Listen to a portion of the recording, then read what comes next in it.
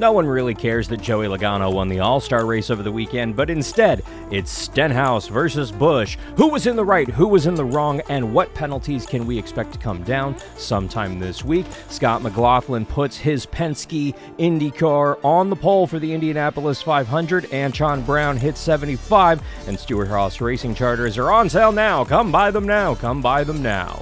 High, push it, checker flag, hell yeah! What's the caution for? Me? Can I not push it in? Stop anybody. Come on, he's going!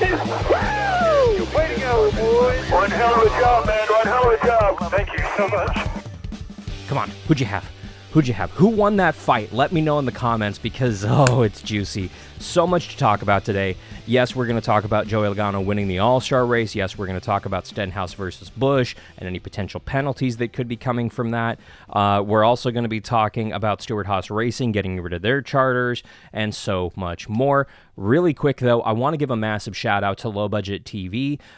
They were very kind enough to let me come out and have some fun out at Irwindale over the weekend, up on the roof watching some good racing. I'm going to be actually coming back to Irwindale Speedway this coming weekend, Memorial Day weekend, for the Night of Destruction. So log on to either irwindalespeedway.com and you can get your tickets for that now, or you can go ahead and log on to lowbudget.tv in order to watch the races live on Saturday night. You can also go ahead and check out my social medias for more information. Can't wait to have some fun this weekend, guys. Let's go. But yes, so much to talk about. Let's go ahead and jump on into it with today's Hot Topics. First off, starting with Joey Logano, who wins the NASCAR All-Star race at North Wilkesboro. He led officially 199 of 200 laps. Ricky Stenhouse early on in the All-Star race, pushing it 3 wide with Kyle Busch getting into the wall all by himself. But Busch, in a fit of rage, mistook Stenhouse for getting into him before he hit the wall, and instead takes out Stenhouse. Stenhouse waits after the race, meets up with Kyle Busch up at the hauler, and they physically get on into it, with the quote of the weekend being, "I suck just as bad as you, let's go." Scott McLaughlin led a Penske 1-2-3 for the Indianapolis 500 front row sweep. Kyle Larson qualified P5 in the Indy 500. Antron Brown hitting win number 75 with Matt Hagan, Dallas Glenn, and Cage Harem winning at Route 66 Raceway this weekend. Stewart-Haas Racing reportedly is selling their charters for anywhere from $20 to $30 million each, with anywhere from 1 to all 4 of those charters on sale for next season. We will talk about it. NASCAR also announcing that the 2025 All-Star race will be back at North Wilkesboro next year, assuming that they get their flooding problem out of the way that we saw Saturday that caused the delay of the NASCAR truck race, with Corey Heim getting the victory on Sunday morning in that truck race. Plus, later on in the episode, we're going to get to your hot takes, and that's rough, buddy. You can go ahead and check out these stories right now on arnrace.com. ARN, the Motorsports Authority. Yeah, Logano. Let's start there and work our way down into the fight, because I know you're really here for more fight angles and all of the craziness that was, and all of the words in the transcripts and everything that's come out in the last 12 hours since this fight ensued. Almost 24 hours now.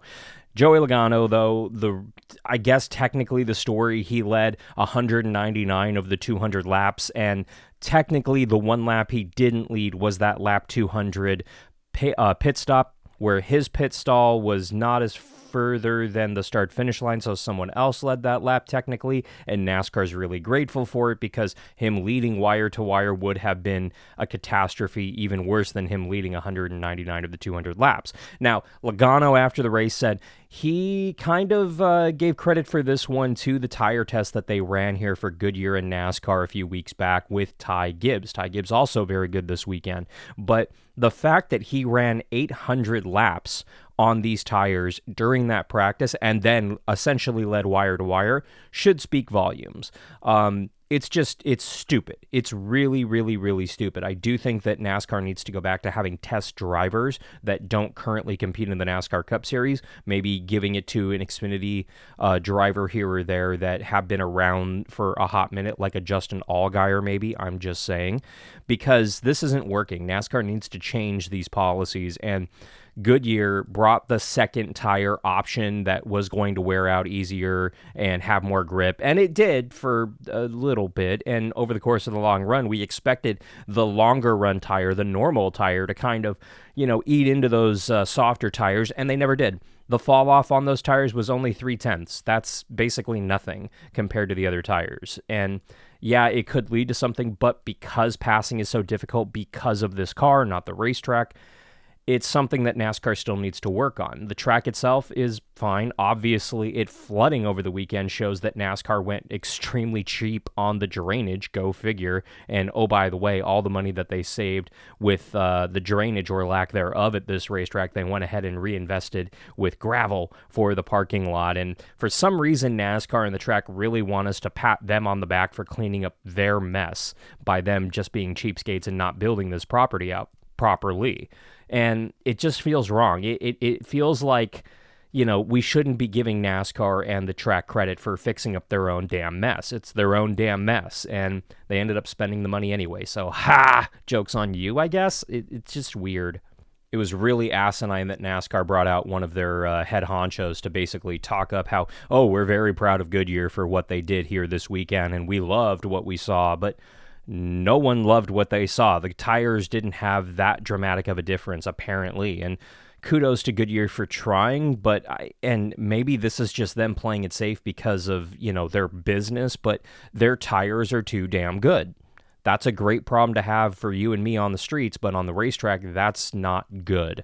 And Goodyear needs to really take a look at these tires and really take a big, massive, dramatic swing. And if we have an Indy 08 situation, I'm okay with that because at least Goodyear knows where the line will be. I'm seriously okay with a single race being really god-awfully bad. It was supposed to be this all-star race, and maybe it is the god-awful bad race of the year in order to really awaken Goodyear with these tires and really get something working properly for a decent fall-off with that speed there as well, but it doesn't really feel like it. Now, talking about the fight. Ooh, yes, Stenhouse versus Busch. Ricky Stenhouse versus Kyle Busch, yes! I mean, Ricky's going to win. You put these two in a cage fight, seriously, Ricky Stenhouse Jr. is coming out on top. There's no way around it. He's a brawler. He's a dirt guy who's been around the block. And if I'm going into a dark alley, I'm going with Ricky Stenhouse Jr. instead of Kyle Busch. Ricky Stenhouse Jr. is going to go ahead and talk the talk and back it up, and that's what he did here. He said he was going to wait for him, and he did after this race. It's not a shock, and kudos to every single media member who was in that infield who followed Kyle and stuck with him and was in that fight. That was very, very funny, seriously. Thoughts and prayers to Bob Chris for that kerfuffle that he was in. I mean, thank God that this happened because it actually gave us something to talk about besides how awful the tires were, how awful this all-star race was, how pointless the all-star race is, and it made the weekend kind of worth it. And Junior said it best on X/Twitter after the race. We need to go ahead and just board up every single one of these tunnels and the bridges to get out of the racetrack, especially on short tracks. Just leave the drivers to stew in the infield during the whole race. And that's exactly what Ricky Stenhouse did. He was the guy who couldn't leave the racetrack. NASCAR wasn't going to red flag the race to let Ricky Stenhouse Jr. out. They even kept the haulers and their drivers respectfully in the infield who were not in the All-Star race. And those hauler drivers and personnel had to essentially wait and watch this race. And if you think down there and frankly got a few swings into Kyle Busch himself and then had the audacity on camera to go, I ain't on him, I'm wearing my glasses. Well, were the glasses on your fist? Because that fist went straight through Kyle Busch's jawline, and it was pretty decent contact. So calm down. I'm just saying, Senior. Just you were involved in this one, and yeah, Kyle Busch's line right there. I don't give a F.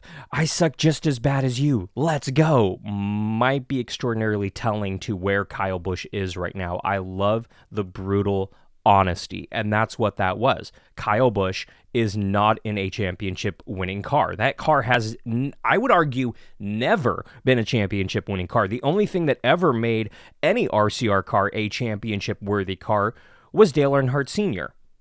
And even then, it was a struggle. It was a little bit of a struggle, let's be honest. And I think Kyle Busch needs to get out of RCR. I think if he has any hope of winning a championship again, he needs to find a better program. Maybe a track house somewhere down the line.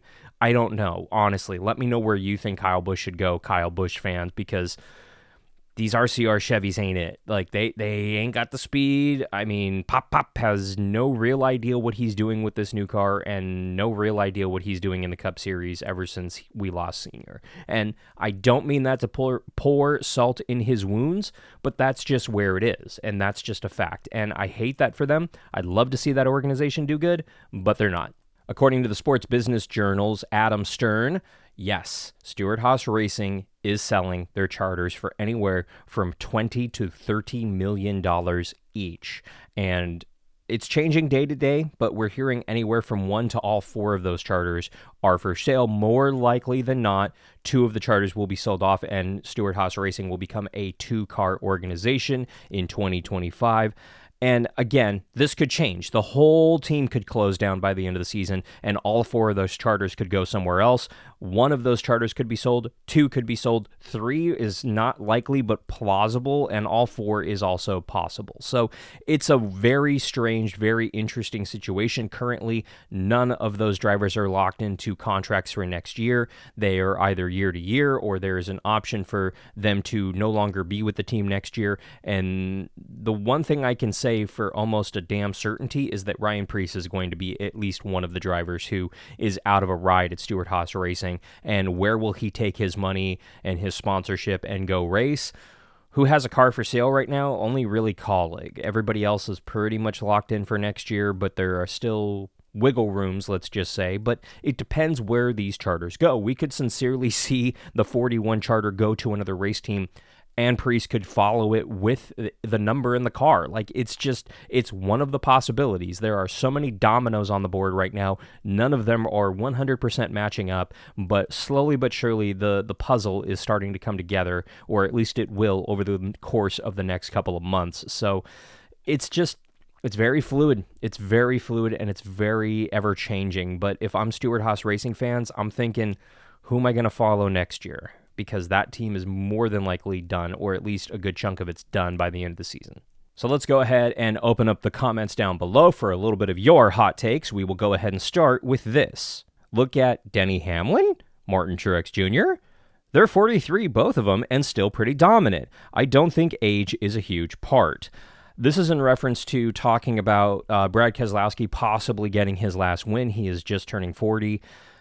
Listen, I'm not saying it is impossible, but at the same time, we need to stop applying Mark Martin rules to drivers. Yes, it is possible to win well into your 40s, well past your 40s, but statistically speaking, most drivers start to fall off in their late 30s, very early 40s in some rare instances. Yes, we're seeing 2 rare instances with Denny Hamlin and Martin Truex Jr. I think with more Denny Hamlin than Martin Truex Jr. because MTJ is not running top 5, top 3 week in and week out. He's running...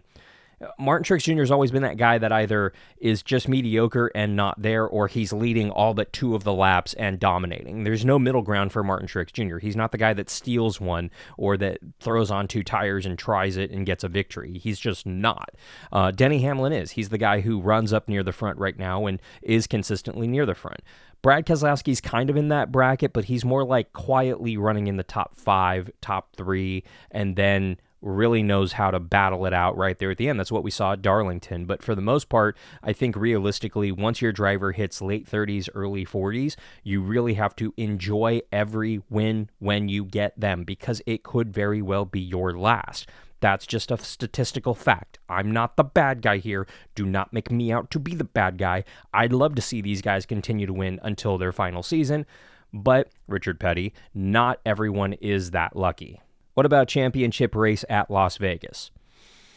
Not a bad idea. I've suggested that before, and I think the racing on track at Vegas is starting to fall off a little bit. Maybe it's just me, but I think that the Las Vegas Motor Speedway, although it was remodeled quite a number of years ago, it still has a lot of modern amenities that most NASCAR tracks still don't have.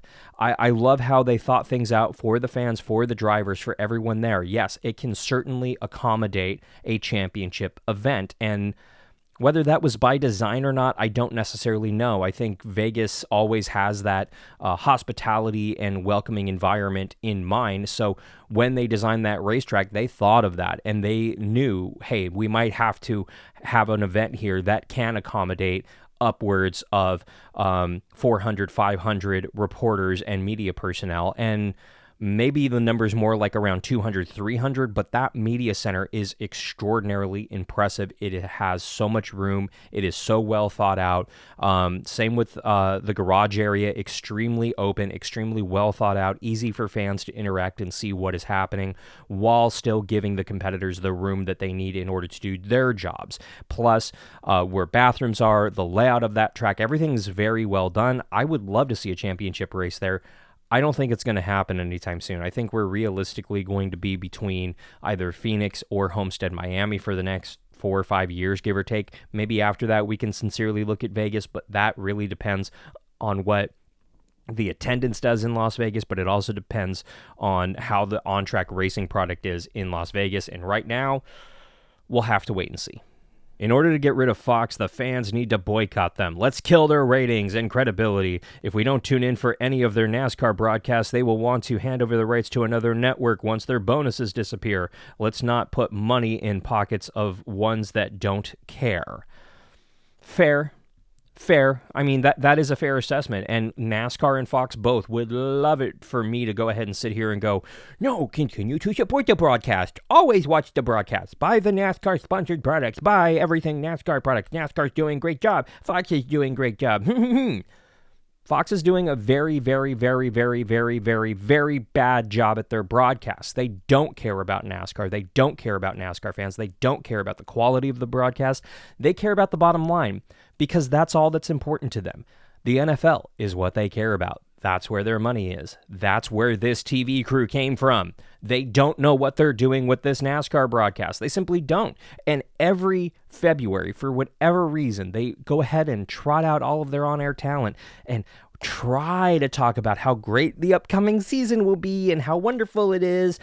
But it's not. It's crap. And if you truly want to see change, then yes, do what that commenter said. Boycott them. Don't watch Fox. I don't watch Fox. I haven't watched a full Fox broadcast in about 2-3 years now because it is that bad. Yes, I've gone back and watched clips, but I can't support a bad product. And as somebody who works in Los Angeles in the media industry, I know for a fact Fox executives do not care about NASCAR, and they make fun of it more often than not in closed meetings. So I say screw them. Let their bonuses dwindle up and let their ratings continue to plummet because that is the one thing that is happening over at Fox right now. Agree with me? Disagree with me? Leave it in the comments down below. It could end up right here on the program. Now, before we get out of here, that's rough, buddy. There's a couple. There was one particular dirt track driver who had his car set on fire with him in it. That was rough, buddy.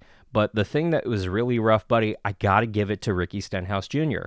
Not because of him fighting Kyle Busch, not because of his dad getting involved with the fight with Kyle Busch, but because in a race at a track that we knew was going to be tough to pass at, he saw an opening that, frankly, every single race car driver, even the bad ones, would have gone for because Kyle Busch washed up the track for whatever reason. And when he filled in that hole, guess what happened? Kyle Busch got really mad that he ran into the wall all by himself and decided to take out Ricky Stenhouse Jr. For that reason alone, I am giving Ricky Stenhouse Jr. this week's That's Rough, Buddy, because it really was. Ricky was very much an innocent bystander in that, and Kyle Busch is not having a good year. He's frustrated with how the cars are handling. He's frustrated in his lack of ability to adjust to the cars. His words, and Chase Elliott's words, not mine. And because of that, he decided, you know what? I'm going to go ahead and take it out on Ricky Stenhouse Jr. for putting me 3 wide when I kind of put myself there because I washed up the track all by myself because I overdrove that corner. And then, you know what? I got into the wall because I was frustrated and because I lost track of where the cars below me were and really lost track of my corner. So instead of being a man and owning up to his shortcomings and admitting his wrongs, he decided to go ahead and fence poor Ricky Stenhouse Jr. That sucks. That's rough, buddy. The end. Agree with me? Disagree with me? That is okay. You can go ahead and leave your hot takes in the comments down below right now. And while you're there, make sure that you mash that subscribe button so that you do not miss a video. And in between videos, of course, you can always log on to arnrace.com for the latest motorsports news. ARN, the Motorsports Authority. I have a busy couple of weekends coming up. I'm back out at Irwindale this weekend, calling races out for the track and on lowbudget.tv.